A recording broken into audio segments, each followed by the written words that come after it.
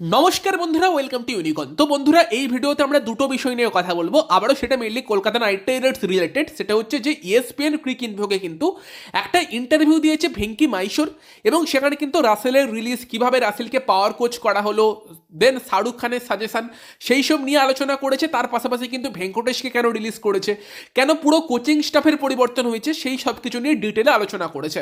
তো তোমাদের সেটাই জানাবো, এবং হয়তো একটু ভিডিওটা বড় হতে পারে, আশা করবো লাস্ট অব্দি দেখবে। এবং তারই পাশাপাশি আবুধাবি নাইট রাইডার্সের সেকেন্ড ম্যাচ নিয়ে আলোচনা করবো, যেটা আবুধাবি নাইট রাইডার্স হেরে গিয়েছে, এবং সুনীল নারায়ণের ক্যাপ্টেন্সি নিয়েও কিছু কথা বলার আছে। তো লাস্ট অব্দি দেখতে থাকো। আমাদের চ্যানেলে প্রথমবার এলে চ্যানেলটিকে সাবস্ক্রাইব করে তার পাশের বেল আইকনটাকে অন করে দিও। ভিডিওটা ভালো লাগলে ভিডিওটাকে লাইক এবং শেয়ার করতেও ভুলো না। তো প্রথমে যদি আমরা ভেঙ্কি মাইশোর যে ইন্টারভিউ দিয়েছে সেটাকে কিছুটা ডিকোড করার চেষ্টা করি, বা ভেঙ্কি মাইশোর কি বলছে সেটা আমরা বলি তোমাদেরকে। সেখানে প্রথমেই যেই প্রশ্নটা ইএসপিএন ক্রিক ইনফো থেকে ভেঙ্কি মাইশোরকে করা হয়, সেই প্রশ্নটা হচ্ছে যে আন্দ্রে রাসেলকে ছেড়ে দেবার যে সিদ্ধান্ত, সেটা কি লাস্ট মোমেন্টের কোনো সিদ্ধান্ত ছিল? কেন তাকে রিলিজ করে দিল কলকাতা নাইট রাইডার্স? উত্তরে ভেঙ্কি মাইশোর প্রথমেই বলে, যদি প্রত্যেক বছরেই অকশন না হতো তাহলে হয়তো ভালো হতো, কারণ এমন কিছু সিদ্ধান্ত আমাদের নিতে হয় যেগুলো হয়তো আমরা নিতে চাই না, বাট লাস্ট অব্দি নিতে হয় আমাদেরকে।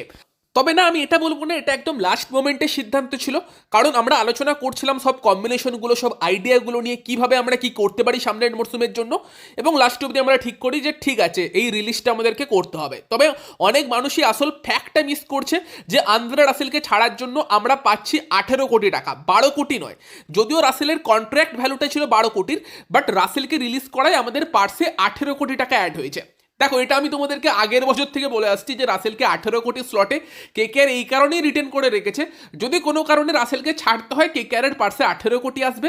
এবং এইবারেও তোমাদেরকে ব্যাপারটা বলেছে, কিন্তু আমি জানি না অনেক বড় বড় ওয়েবসাইটে এই ব্যাপারটা মিস করেছে, তারা 12 কোটিতে কেন কেকেআর রাসেলকে ছেড়ে দিল সেটা বলছে। বাট অবভিয়াসলি কিন্তু রাসেলকে ছেড়ে কেকেআর 12 কোটি না, 18 কোটি টাকা পার্সে অ্যাড করেছে। তো সেটা ভেঙ্কি মাইশোরও বলেছে, এবং ভেঙ্কি মাইশোর এটাও বলেছে যে 18 কোটি টাকাটা একটা অকশানের জন্য একটা অনেক বড় অ্যামাউন্ট, এবং একটা মিনি অকশানে তুমি তোমার মধ্যে সেই ফ্লেক্সিবিলিটিটা রাখতে চাইবে, যাতে যে কম্বিনেশনটা তুমি দাঁড় করাতে চাইছো সেটা দাঁড় করাতে পারো। যদি রাসেল 12 কোটি টাকায় থাকতো তাহলে হয়তো সিদ্ধান্ত ডিফারেন্টও হতে পারতো, বাট 18 কোটি বলেই আমরা সেই টাকাটা ফ্রি করতে চেয়েছি। তো সঙ্গে সঙ্গে তোমার ভেঙ্কি মাইশোরের কাছে কাউন্টার কোশ্চেনও গেছে, যে যদি রাসেল 12 কোটি টাকাতেই থাকতো তাহলে কি রাসেলকে কেকেআর রিটেন করে রেখে দিত? উত্তরে ভেঙ্কি মাইশোর বলেছে, দেখো 12 কোটি টাকাটাও অনেক টাকা, 12 কোটি টাকাটাও একটা বড় অ্যামাউন্ট, তবে একটা মিনি অকশনে কি আমরা 12 কোটি টাকায় আন্দ্রে রাসেলের কোয়ালিটির প্লেয়ার পেতাম? হয়তো না, পেতাম না। তবে 18 কোটি টাকাটা অকশনের হিসেবে একটা বড় অ্যামাউন্টের মানি। এবং এটা কি লাস্ট মোমেন্ট সিদ্ধান্ত ছিল আমাদের? না, লাস্ট মোমেন্ট সিদ্ধান্ত ছিল না, আমরা অ্যানাউন্সমেন্টটা লাস্ট মোমেন্টে করেছি। মানে আগেই কেকেআর সিদ্ধান্ত নিয়ে নিয়েছিল তারা আন্দ্রে রাসেলকে ছাড়তে চলেছে। এবং তার সঙ্গে ভেঙ্কি মাইশোর এটাও জানিয়েছে যে আমরা ফিগার আউট করার চেষ্টা করছিলাম অল্টারনেটিভ অপশান কারা কারা আছে। তুমি যদি কাউকে অকশানে ছাড়ো, তুমি কি তার কম টাকায় তাকে ফিরিয়ে আনতে পারবে দলে? এইসব ভাবনা চিন্তাগুলো আমাদের ছিল। তো রিটেনশন নিয়ে যখন আমরা আলোচনা করছিলাম, সেই সময়ই এই সিদ্ধান্ত আমরা নিয়েছিলাম। তো এই সিদ্ধান্তের ভিত্তিতে রাসেলের রিয়াকশন কি ছিল, তার উত্তরে কিন্তু ভেঙ্কি মাইশোর জানিয়েছে, যদিও রাসেলকে আমরা কখনোই অকশনে যেতে দিইনি যখন থেকে সে আমাদের সঙ্গে এসেছে তারপর থেকে, বাট এই ডিসকাশনগুলো প্রত্যেকবারই হয়, বিশেষ করে মেগা অকশনের আগে, যখন আমাদের কাছে খুব অল্প সংখ্যকের রিটেনশনের অপরচুনিটি থাকে। বিশেষ করে লাস্ট ইয়ার যখন পুরো ফি স্ট্রাকচারটা পাল্টে গিয়েছিল, যেখানে 3টের বেশি প্লেয়ার রিটেন করা মানে একটা পেনাল্টি দেওয়া হচ্ছিল, যে 4th প্লেয়ারকে আবার 18 কোটি দিয়ে রিটেন করতে হবে। সেই সময় আমরা রীতিমতো আলোচনা করেছিলাম যে যদি আমরা রাসেলকে ছেড়ে দিই তাহলে কি রাসেলকে 18 কোটির কম দামে ব্যাক করাতে পারবো? তবে লাস্ট অব্দি আমি প্লেয়ারদের ছাড়তে চাই না, সেই কারণেই রাসেলকে রাখা হয়েছিল। তো সেখানে কিন্তু লাস্ট বছর এই খবর ছিল যে রাসেলকে কেকেআর ছাড়তে পারে, মানে সেটা সঠিক খবরই ছিল। তবে এইবারে রাসেলকে আমরা জানি যে আমাদের সেই কাজটা করতে হচ্ছে। একদম শুরুতেই রাসেলের রিয়াকশন ছিল, বাও, 2014-এর পর থেকে কোনোদিনই অকশানে যায়নি। আর এটা আমাদের দুপক্ষের জন্যই স্ট্রেঞ্জ ফিলিং ছিল, কারণ দিল্লিতে খেলার পর 2014 সালে সেই যে তাকে আমরা নিয়েছিলাম, কোনোদিন আর ছাড়িনি। তো দুই পক্ষের জন্যই স্ট্রেঞ্জ ফিলিং ছিল এটা। তবে রাসেল কিন্তু একজন খুবই সেন্সিবল এবং সেন্সিটিভ আর কি মানুষ, সেই জন্য তার সাথে কমিউনিকেট করাটাও খুব সোজা হয়, বাট সে কিন্তু একটু ইমোশনালও আছে। তো সেখানে কিন্তু এই ব্যাপারটা রাসেলকে তার 2 দিন বাদে হিট করে। রাসেল আমাকে বলে যে আমার স্লিপলেস নাইট কাটছে, মানে ওর রাত্রে ঘুম আসছে না যে লাস্ট অব্দি সে কোথায় যাবে, কারণ সে পুরোপুরি ইউজড হয়ে গিয়েছে এই পার্পেল অ্যান্ড গোল্ড জার্সিতে। আমার সঙ্গে বা কেকেআর ওনার্স বা কলকাতা নাইট রাইডার্সের সঙ্গে তার যে সম্পর্ক, সেই সব ভাবনা চিন্তা করে সে অন্য জায়গাতে অ্যাকচুয়ালি যেতে চাইছিল না, এটাই রাসেলের আর কি মনের ভাব ছিল। তার উত্তরে সেই সময় মজা করে ভেঙ্কি মাইশোর রাসেলকে বলে যে শেষ 11 বছরে আমি আমার বউয়ের সঙ্গে যত না বেশি কথা বলেছি, তার থেকে বেশি কথা তোমার সঙ্গে বলেছি। এবং আমরাও রাসেলের জন্য অনেক কিছু করেছি, তাকে ডাল্লাসে পাঠিয়েছিলাম দুবার তাকে হেল্প করার জন্য এবং আরও ফিট আরও স্ট্রং বানানোর জন্য। যখন সে ইঞ্জুরি নিয়ে স্ট্রাগল করছিল, যখন সে 2017-তে অ্যান্টি ডোপিংয়ের জন্য ব্যান হয়ে গিয়েছিল, সেই সময়ও তাকে আমরা রেখে দিয়েছিলাম। সেই সময় আমাদের ত্রিনিবাগো নাইট রাইডার্সের যে ফিজিও ছিল তাকে আমরা পাঠিয়ে দিয়েছিলাম জামাইকাতে, যাতে রাসেলের সঙ্গে কাজ করতে পারে, তাকে ফিটনেস হেল্প করতে পারে এবং সব থেকে বড় কথা তাকে ঠিকঠাক স্পিরিটে রাখতে পারে। সেই সময়টা তার জন্য খুব টাফ ছিল অ্যাজ এ ক্রিকেটার। এবং তারপরেই 2018 সালে ছিল মেগা অকশন। তো আমরা জানতাম না রাসেল কি ফিটনেস কন্ডিশনে থাকবে, কীরকম ফর্মে থাকবে, বাট দেন সেই সময় আমরা রাসেলের সঙ্গে কিন্তু কন্টিনিউ করি, তাকে রিটেন করে রেখে দিই মেগা অকশনের আগেও। তো হ্যাঁ, আমাদেরও মনে আছে সেই সময় কলিন ডি গ্র্যান্ডহোম তাকে কিন্তু রাসেলের বিকল্প হিসেবে কেকেআর নিয়ে আসে। মেগা অকশনের আগের বছর রাসেল খেলতে পারবে না জেনেও কিন্তু কেকেআর তাকে ছাড়েনি। তো রাসেলও এই সমস্ত ব্যাপারগুলোকে খুবই অ্যাকনলেজ করে, তাই সে 48 ঘন্টা বাদে যখন আমরা তাকে রিলিজ করে দিই, সেও আর কি আমাদের সঙ্গে আলোচনা করে এবং আমরাও ভাবি যে এটাকে আমরা কিভাবে হ্যান্ডেল করতে পারি, কি করা যেতে পারে সেই সমস্ত বিষয়। তো দেন ভেঙ্কি মাহেশ্বরকে জিজ্ঞেস করা হয় তাহলে কি রাসেল সেই সময় দাঁড়িয়েও অকশনে আসার কথা ভাবছিল, সে অকশনে আসতে চাইছিল? তো সেখানে কিন্তু ভেঙ্কি মাহেশ্বর বলে অবশ্যই, আমি শেষ 15 বছর ধরে এই ফ্র্যাঞ্চাইজির সঙ্গে কাজ করছি এবং যেটা বুঝেছি খুব কম সময়ই প্লেয়াররা ভাবে যে আমাদের সময় হয়ে গিয়েছে। প্লেয়াররা সবসময় ভাবে যে আমাদের মধ্যে এখনও ক্রিকেট পড়ে আছে, আরও 1 বছর 2 বছর কি 3 বছর আমরা খেলতে পারবো, এবং রাসেলও অ্যাকচুয়ালি সেটাই ভাবছিল এবং হতে পারে রাসেল ঠিকও ছিল। তবে দেন আস্তে আস্তে রাসেল হয়তো রিয়েলাইজ করেছে যে যখন 2026 আইপিএল আসবে তার বয়স হয়ে যাবে 38 এবং রাসেলের মতো অলরাউন্ডার, পেস বোলিং অলরাউন্ডার যে ডেথে এসে বল করে, ডেথে এসে তাকে ব্যাট চালিয়ে মারতে হয়, প্রচুর ছোটাছুটি করতে হয়, ফিল্ডিং করতে হয় এবং সে একজন ন্যাচারাল অ্যাথলিট, যখন মাঠে নামবে সেই সব কিছু সে করার চেষ্টা করবে, কিন্তু উল্টোর দিকে তার বডি এবং বয়স অবশ্যই কিছুটা ক্যাচ আপ করবে। তবে সত্যি বলতে কি ওই যে কনভারসেশনটা, মানে আইপিএল থেকে রিটায়ার হবার কনভারসেশনটা কিন্তু একটা অপশান হিসেবে আমাদের সামনে আসে এবং এটাকে কিন্তু রাসেলই বেশি ভাবনা চিন্তা করে এবং লাস্ট অব্দি রাসেল বলে যে কেন নয়, চলো এটাই করা যাক। তো দেন ভেঙ্কি মাহেশ্বরকে জিজ্ঞেস করা হয় তাহলে এটা কি তোমার সিদ্ধান্ত ছিল না তার সিদ্ধান্ত ছিল? তো ভেঙ্কি জানায় যে আমি দেখতে পাচ্ছিলাম রাসেল কিরকম একটা যন্ত্রণাদায়ক সিচুয়েশনে আছে, মানে রাসেল ঠিক মানসিক শান্তি পাচ্ছিল না কেকেআর থেকে ছেড়ে দেওয়ার পর থেকে। তো আমি এই ব্যাপারটা শাহরুখ খানের সঙ্গে শেয়ার করি এবং এটা অ্যাকচুয়ালি শাহরুখ খানের সাজেশন ছিল যে রাসেলকে একটা কোচিং রোল অফার করা। কারণ দেখো, একটা অ্যাথলিট বা একটা প্লেয়ার সবসময় ভাবে যে যখন আমি আমার বুটগুলো তুলে রাখবো, মানে খেলা ছেড়ে দেবো, তখন আমার কি হবে। যদিও তারা হয়তো এই মোমেন্টে সেটা ভাবনা চিন্তাও খুব বেশি করতে চায় না, তারা ভাবে যে আমি এখনও খুব ভালো আছি, এখনও খেলতে পারি, বাট দেন একটা চিন্তা ভাবনা সবসময়ই চলে। এবং রাসেল এখনও একটা দারুণ প্লেয়ার এবং কালকেই, মানে এটা হচ্ছে ডিসেম্বরের 4 তারিখের ইন্টারভিউ, ডিসেম্বরের 3 তারিখ যেটা আবুধাবি নাইট রাইডার্সের প্রথম ম্যাচ ছিল, সেই ম্যাচেই কিন্তু রাসেল এসে প্রথমেই একটা 6 মেরে শুরু করে, একদম ট্রেডমার্ক আন্দ্রে রাসেলের 6 ছিল। সেকেন্ড ম্যাচেও রাসেলের ব্যাট থেকে রান এসেছে যদিও, এবং তারই সঙ্গে সঙ্গে বল করতে এসেই কিন্তু দীনেশ কার্তিককে ক্লিন বোল্ড করে। এবং আমি এটাও দেখি রাসেল ক্যাচ নিচ্ছে, স্লাইড করছে, একদম মনে হলো যেন রিটায়ারমেন্টের পর সে একদম পুরোপুরি ফ্রি মাইন্ডে খেলছে। এটা অ্যাকচুয়ালি যেটা সেকেন্ড ম্যাচ হয়েছে সেই ম্যাচেও আমরা দেখেছি, ইভেন রাসেল তো একটা ক্যাচ নিতে গিয়ে নিজেকে ইনজিওর্ডও করে ফেলছিল, যদিও সেটা খুব একটা সিরিয়াস কিছু হয়নি। তো প্রথম ম্যাচেও সেই জিনিসটা ভেঙ্কি মাহেশ্বর লক্ষ্য করেছে এবং তারপর ভেঙ্কি মাহেশ্বর কিন্তু রাসেলকে মেসেজও করে যে what's going on here Dre, how you doing power coach. মানে আমি একটু মজাই করছিলাম তার সঙ্গে, কারণ সবাই রাসেলকে এখন পাওয়ার কোচ বলাই শুরু করেছে এবং আমার মনে হয় সে খুব হ্যাপি আছে, সেই নামটা ভালোবেসে ফেলেছে এবং আমার মনে হয় সে ভালো আছে, সে এটা পুরোপুরি অ্যাকসেপ্ট করে ফেলেছে এই পাওয়ার কোচের ব্যাপারটা। দেন ভেঙ্কিকে প্রশ্ন করা হয় পাওয়ার কোচ এই নামটা রাসেল বলেছে তোমার আইডিয়া ছিল এবং রাসেল কোথাও কোচিং করায় না এখনো পর্যন্ত, কিভাবে এই আইডিয়াটা এলো?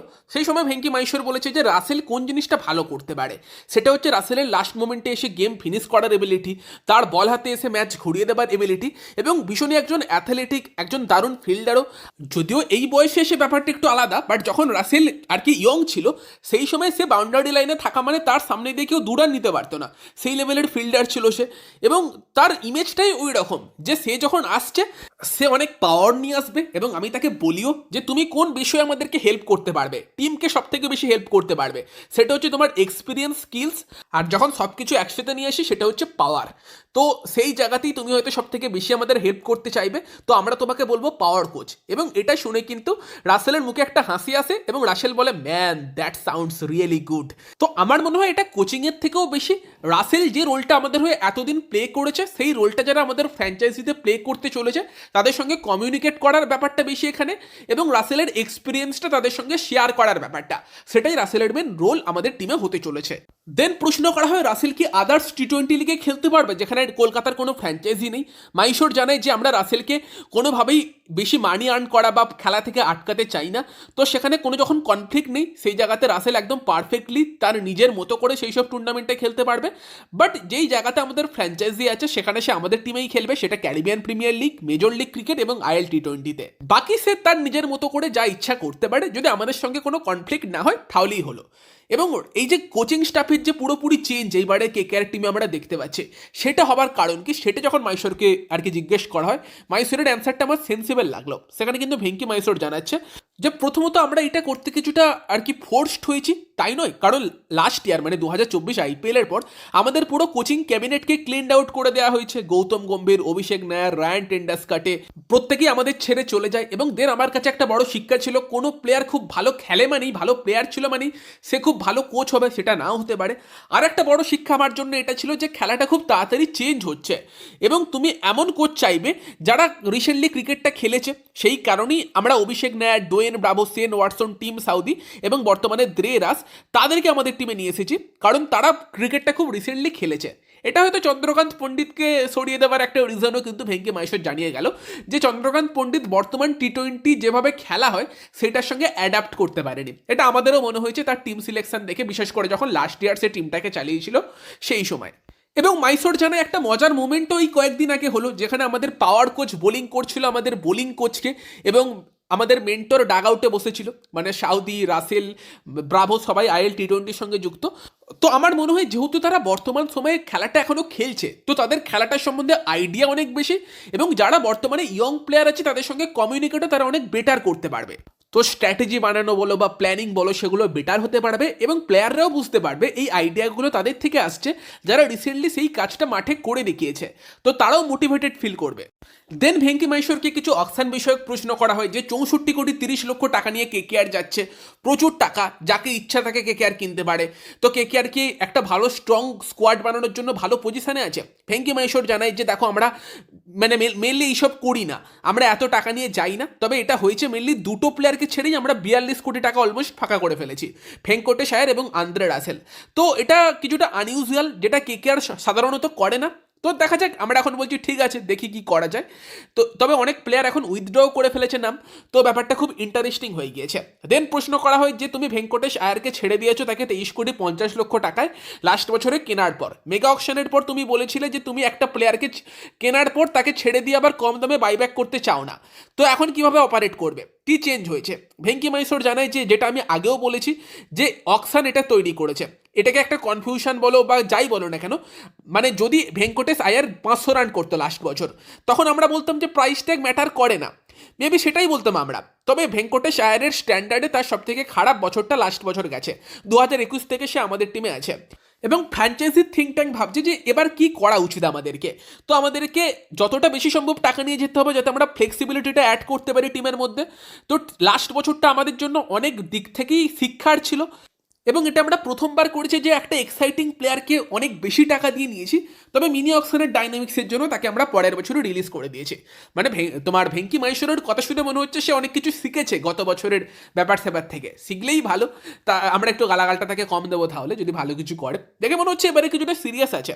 এবং দেন অকশনের ডাইনামিক্স নিয়েও ভেঙ্কি মাইশোর বলে যে সে কিন্তু একদমই মেগা অকশনের বিরুদ্ধে, যে তারা কষ্ট করে প্লেয়ার স্কাউট করে সেই প্লেয়ার তৈরি করে বছর 3 ধরে টিম বানায়, এবং তারপর হঠাৎ করে একটা মেগা অকশন চলে আসে, কেননা সব টিমকে সমান অপরচুনিটি দিতে হবে, কোনো টিম যেন খুব শক্তিশালী না হয়ে যায়। আমার মনে হয় না এটা লিগের জন্য ভালো, ফ্যানেদের জন্য ভালো, এবং হয়তো সেই কারণেই কিছু রিটেনশন রুল আছে, কিছু প্লেয়ারকে আমরা রিটেন করে রাখতে পারি।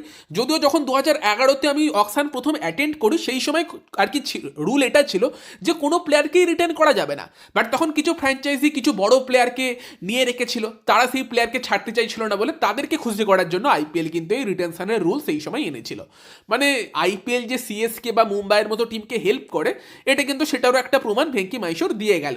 2011 সালে আবার সব প্লেয়ারের অকশনে আসার কথা ছিল, বাট দেন হঠাৎ করেই রুল চেঞ্জ হয়, কিছু প্লেয়ারকে রিটেন করা যাবে, সেইটা কিন্তু সেই সময় আইপিএল অ্যানাউন্স করে।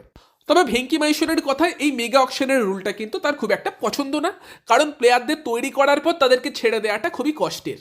বা তুমি এক বছর আইপিএল জেতার পর মেগা অকশন এসে যাওয়াটাও খুব সমস্যার। মানে দেখে মনে হচ্ছে যেন তুমি ভালো প্লেয়ার তৈরি করেছো তাই তোমাকে শাস্তি দেওয়া হচ্ছে। তোমার টিমে 11টা ভালো প্লেয়ার আছে, তুমি 5জন বা 6জনকেই রাখতে পারবে, বাকিদের ছেড়ে দিতে হবে। এটা অনেকটা শাস্তির মতো দেখাচ্ছে। তার থেকে কিছু ডিফারেন্ট সাজেশন ভেঙ্কি মাইশোর দিয়েছে যে কোনো প্লেয়ারকে সে হয়তো 50 লাখে কিনলো, সেই প্লেয়ারটা খুব ভালো করলো, দেন বছর তিনেক বাদে সেই প্লেয়ারটা যদি ভালো করতে থাকে তার সঙ্গে একটা ডিসকাশনে বসতে পারে ফ্র্যাঞ্চাইজিরা, তাকে একটা অফার করতে পারে যে তোমাকে আমরা 10 কোটি টাকা দেবো, পার্স থেকে হয়তো অন্য প্লেয়ারকে ছেড়ে সেই প্লেয়ারটাকে সেই টাকাটা দেবে। যদি সেই প্লেয়ারটা মনে করে আরও বেশি টাকা সে অকশানে পাবে, সেই সময় সে ফ্র্যাঞ্চাইজির সঙ্গে আলোচনা করে যদি মনে হয় তার রিলিজ নিয়ে নেওয়া উচিত সে অকশানে যেতে পারে, নয়তো যে টাকা ফ্র্যাঞ্চাইজি অফার করছে সেই টাকাতেই ফ্র্যাঞ্চাইজিতে থাকতে পারে। এরকম একটা বিষয় কিন্তু ভেঙ্কি মাইসোর সাজেস্ট করেছে। বাকি ইন্টারভিউতে কিন্তু ওই মেগা অকশনের ডাইনামিক্স থেকে সরে কিভাবে আর কি টিমের প্লেয়ারদের বেশি দিন রাখা যায়, কি আলোচনা হতে পারে সেই নিয়েই ভেঙ্কি মাইসোর কথা বলেছে।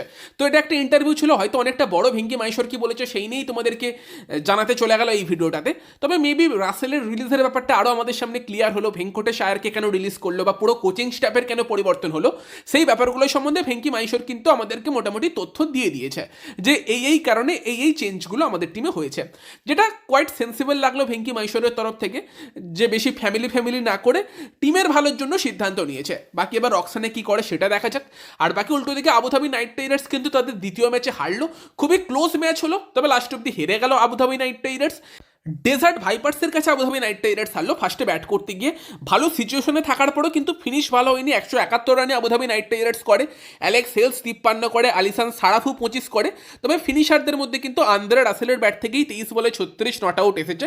উন্মুখ চাঁদকে রাসেলের সঙ্গে ফিনিশার হিসেবে ইউজ করার ব্যাপারটা খুব একটা পছন্দ আমার হলো না। বাকি লিয়াম লিভিংস্টোন কিন্তু এই ম্যাচে 6 বলে 4 করে, বাট স্পিনারদের সামনে লিভিংস্টোনকে না পাঠিয়ে হয়তো আরেকটু পরে তার এন্ট্রি পয়েন্টটা হলে ভালো হতো। তবে বল করতে এসেই অলি স্টোন ফার্স্ট ওভারে 19 খেয়ে যায়, এবং তারপর অ্যাকচুয়ালি সুনীল নারায়ণের ক্যাপ্টেন্সিটা আমার বেটার লেগেছে। অজয় কুমার দারুণ বোলিং করছে, তাকে নিয়ে আসে, আর নারায়ণ নিজে 2 ওভার পাওয়ার প্লেতে করে, পুরোপুরি ম্যাচটা চেপে দেয়, নিজেদের দিকে নিয়ে চলে আসে। পাওয়ার প্লেতে নারায়ণের ক্যাপ্টেন্সি আমার ভালো লেগেছে। তবে তারপর ধীরে ধীরে হয়তো সেরকম বোলিং চেঞ্জগুলো হয়নি, কারণ সত্যি কথা বলতে কি পীযূষ চাওলা তার 4 ওভার বোলিং করতে পারতো, ইকোনমিক্যাল বোলিং করছিল, লিয়াম লিভিংস্টোনে 1 ওভার করে দিতে পারতো মিডিলে। বাকি জর্জ গার্টন যে কিন্তু টিমে অ্যাজ এ প্রপার বোলার খেলছে, ইংল্যান্ডের এই বোলারকে 1 ওভারও বোলিংই দেওয়া হয়নি। অজয় কুমার দারুণ বোলিং করে, বাট নারায়ণের বোলিংও তোমার পাওয়ার প্লের পর খুব একটা ভালো হয়নি। সিমরন হেটম্যায়ার তাকে 15 নম্বর ওভারে পরপর 2টো 6 মেরে কিন্তু ম্যাচ অনেকটাই আবুধাবি নাইট রাইডার্সের হাত থেকে নিয়ে চলে যায়, এবং লাস্টের দিকে কিন্তু অলি স্টোনও খুব একটা ভালো বোলিং করেনি। সেখানে শেষের দিকে কিন্তু বোলিং চেঞ্জগুলো খুব একটা ভালো হয়নি। রাসেল কিন্তু ভালো বোলিং করছিল ডেথে, রাসেলের বোলিং ভালো লেগেছে। রাসেল কিন্তু এখনও ইয়র্কারগুলো দেখছি পারফেক্টলি তোমার নেল করছে। তবে লাস্ট ওভারে 6 বলে 8 দরকার ছিল, 8 উইকেট পড়ে গিয়েছিল, একজন বোলার ম্যাচ ফিনিশ করে চলে যায়, বাট ওই জায়গাতে ক্যাচ উঠে গিয়েছিল। লিয়াম লিভিংস্টোন একটা দুরন্ত ক্যাচ নেয়, বাট নেবার পর কিন্তু বাউন্ডারিতে ঠেকে যায়। ওটা যদি ক্যাচ হয়ে যেত ম্যাচটা হয়তো এটিকে আর জিতেও যেত। তবে হ্যাঁ, আবুধাবি নাইট রাইডার্স টিমে কিন্তু একটা ভালো কোয়ালিটির বিদেশি বোলার দরকার। অজয় কুমার দারুণ বোলিং করছে, বাট এই টিমটায় সব কিছু আছে, একটা ভালো বিদেশি বোলার থাকলে এই টিমটা আরও বেটার করবে। বোলিংয়ে একটা ভালো অপশান মিসিং। তবে মেবি জেসন হোল্ডার ফিট হয়ে এলে গার্টনের জায়গাতে সে খেলবে, এবং 2 থেকে 3 ওভারের বোলিং সে দিয়ে দিলে হয়তো আরেকটু বোলিংটাকে বেটার লাগবে। নয়তো আরেকটি এক্সট্রা ইউএর বোলার ইবরার আহমেদ তাকে খেলাতে পারে, সেটাও খারাপ অপশান হয়তো হবে না। যদি গার্টনকে বোলিংই না দেয়, তাকে না মানে খেলানোর কি অর্থ সেটা বুঝতে পারলাম না। তো সেখানে আবুধাবি নাইট রাইডার্স সেকেন্ড ম্যাচটাও ভালো হয়েছে, বাট সেকেন্ড ম্যাচটা কিন্তু আবুধাবি নাইট রাইডার্স হেরে গিয়েছে। তো বাকি তোমাদের মতামত জানিও, যারা খেলা দেখেছো কি বলবে। ভেঙ্কি মাইসোরের ইন্টারভিউ, রাসেলকে ছেড়ে দেয়া, কোচিং স্টাফ চেঞ্জ করা, ভেঙ্কটেশ আয়ারকে ছেড়ে দেয়া, সেই নিয়ে কি বক্তব্য, সেই নিয়ে তোমাদের কি মতামত সেটাও কমেন্টে জানিও। অনেকটা বড় ভিডিও হলো, যারা লাস্ট অব্দি দেখলে তাদেরকে ধন্যবাদ। বাকি ভিডিওটা ভালো লাগলে ভিডিওটাকে লাইক করে দিও, শেয়ার করে দিও, আমাদের চ্যানেলে প্রথমবার এলে চ্যানেলটিকে সাবস্ক্রাইব করে তার পাশের বেল আইকনটাকে অন করে দিও। তো চলো গাইস, এই ভিডিওতে এই পর্যন্তই, বাই বাই।